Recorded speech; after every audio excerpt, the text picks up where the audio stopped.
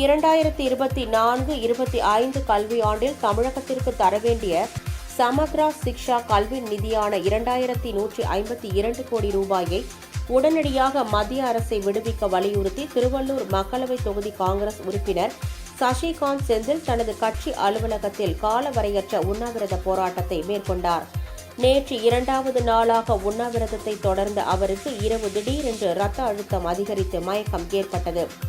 இதையடுத்து 108 ஆம்புலன்ஸ் வாகனம் வரவழைக்கப்பட்டு அவருக்கு முதல் உதவி அளித்து திருவள்ளூர் அரசு மருத்துவக் கல்லூரி மருத்துவமனைக்கு அழைத்துச் சென்று சிகிச்சைக்காக அனுமதித்தனர்.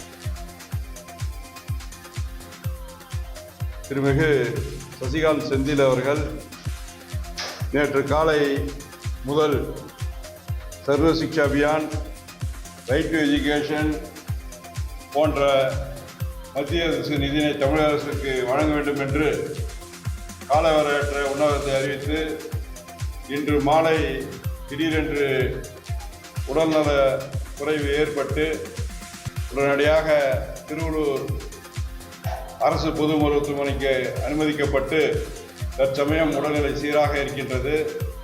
அவர் தொடர்ந்து உண்ணாவிரதத்தை மேற்கொள்கின்றார்.